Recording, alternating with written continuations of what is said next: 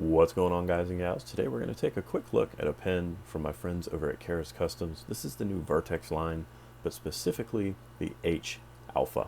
So thank you to Karas Customs for sending this pen out for review. Appreciate you guys supporting the channel.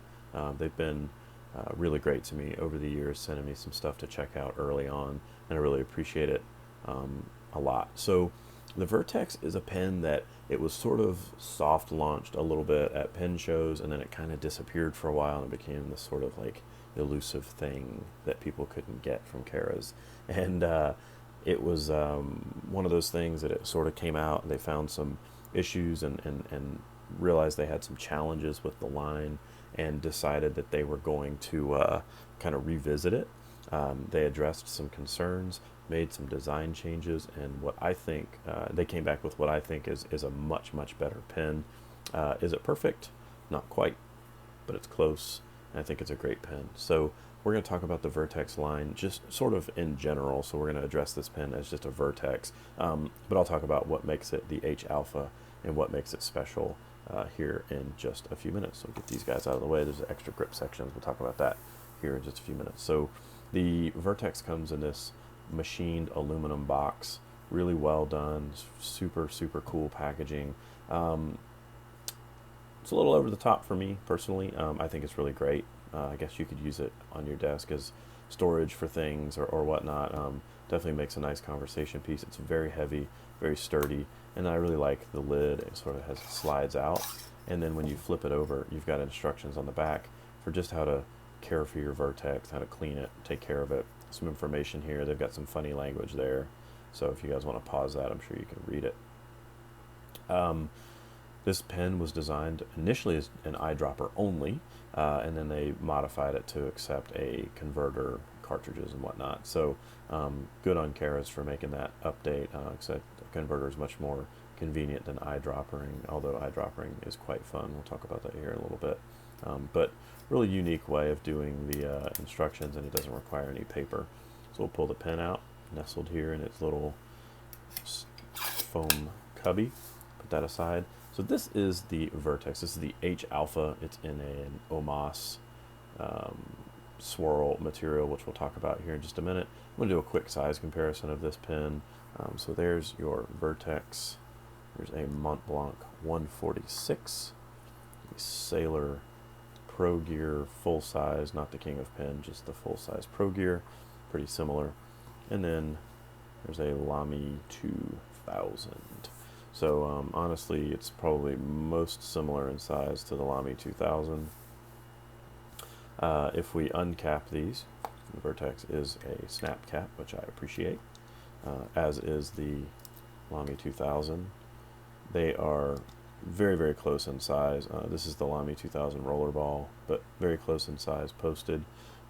Same thing if we grab this Pro Gear, almost identical, very comfortable. And then the 146 unposted, and then of course when we post the 146 it becomes this massive statement piece, just absurd. So hope that gives you guys an idea of the size. Tried to pick some pens that were fairly popular that might be readily available to you guys for figuring out the size.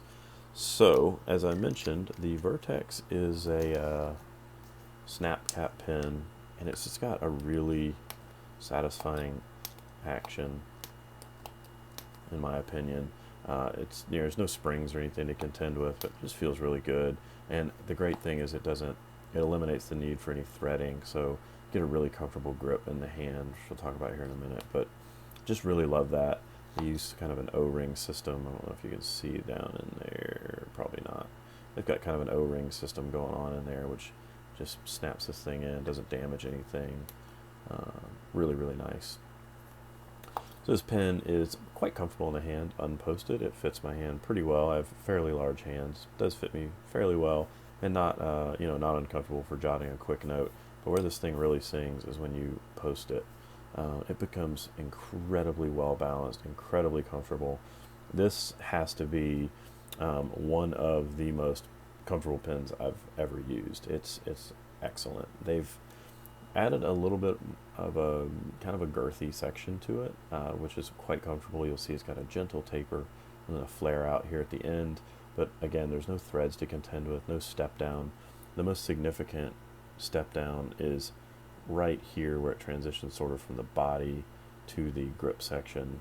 But it's not uncomfortable, and it's actually more more apparent visually than it is in a in a tactile way. You don't really notice that as much, and if anything, it sort of guides your fingers to the section and just creates a really comfortable writing experience. So kudos to Kara's for getting that size, weight, and balance just right on these guys. Incredibly comfortable pen. I think that anybody could find this comfortable in a variety of writing grips. Looking at the nib, we've got a standard Bach nib, but Kara's Customs has had it custom engraved with this really cool kind of, I don't know, kind of Art Deco pattern. Looks really good. It's a kind of a value add because you're getting something other than just a standard Bach nib, which is what you've gotten sort of historically with Kara's Customs. If we unscrew the body from the grip section, you'll see it takes a full-on converter. It'll also take cartridges, both short and long, and then you can eyedropper it because there's nothing funky going on in there. If you look down in the pen, I don't know if you'll be able to see this, but there's an O-ring down there that seats hard up against the back of the section, and when you're kind of screwing everything together, you actually feel it sort of start to kind of suck down together and just seal off really well. This pen comes with the red grip section. You actually choose your grip section. They sent me a few others to play with so I could just kind of get an idea for the colors. These are 3 of the colors they're going to be offering. They've got a UV clear, which has sort of a purple glow to it outside. It's not really showing up in here. We've got a smoke gray, and then we've got this translucent blue. They're also going to offer, I believe, green, orange, amber. They've got the red there, a couple other colors. So there'd be a lot to choose from when you check out. So you can grab a pen and then accent it with one of these grip sections. So I think that's a nice little customization option there. So that's sort of the Vertex as a whole. I think it's a really great pen. I love the Vertex. I think it's really comfortable. It's really nice to write with. It's very pocketable. A little bit reminiscent of a Franklin Christoph Pocket 66, if you're familiar with those at all. I don't know if that's a bad thing or a good thing. I think that the Vertex wins out in the overall writing comfort category as compared to a Pocket 66. I don't have one of those handy at the time, but I've owned a couple over the years.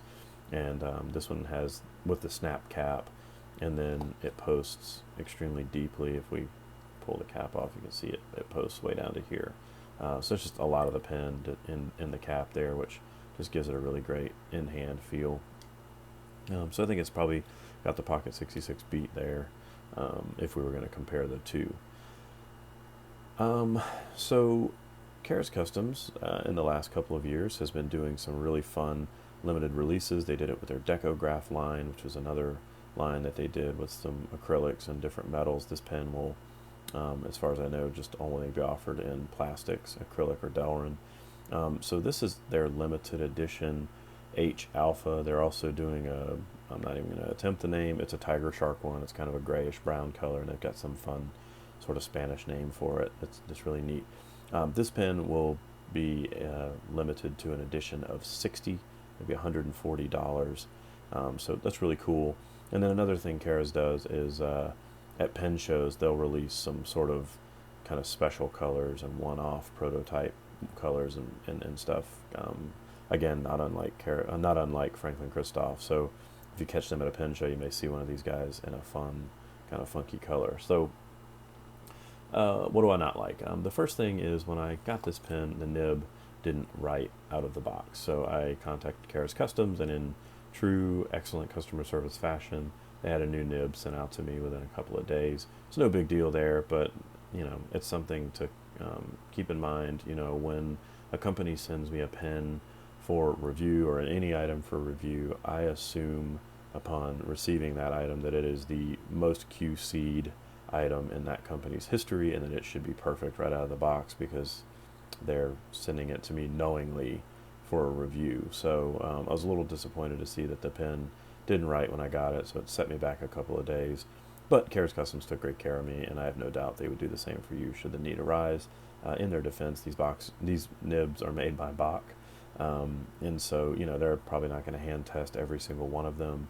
Um, so, I guess some of the fault there lies with Bach and not with Kara's, but they took really good care of me. And then my other issue with this pen is the color. Kara's Customs does some pretty funky colors with some of their limited editions. I don't love it. I will say I've shared this in some of my online channels, social media, and some other areas where I interact online, and people went nuts over the color. They absolutely love it. I just don't love this color, and I think that I think it works really well with the red grip section, but I think it doesn't work well with the other grip sections they sent me. It's sort of an odd color in that it, just, I don't know, it's a little bit off-putting. It feels a little washed out to me. There's a lot of chatoyance and a lot of depth there, but I don't love the color. I don't love a lot of their color choices. I think that some of their more standard colors, the black, white, blues, grays, tend to work a little bit better overall. I commend them for reaching out, branching out, and doing some fun stuff. Like I said, a lot of people have loved this. I didn't love it. I would like to see maybe some more muted colors or more standard colors even in their limited edition run. Maybe some full demonstrators I think would be really fun in a pen like this, especially one that's designed to be eyedropper. All in all, though, not a whole lot to complain about, mostly just little quibbles. You guys may love the color, and so, if you do snap one of these up, they'll be available Monday, August the 12th for $140 on Kara's website. I'll put a link to it in the description down below, so you can snap up one of these guys when they come out. We'll only be 60 of them. So if you have any questions, comments, or concerns, please leave them down below. Be glad to address them as I'm able. Thank you guys for tuning in. We'll see you next time. Bye-bye.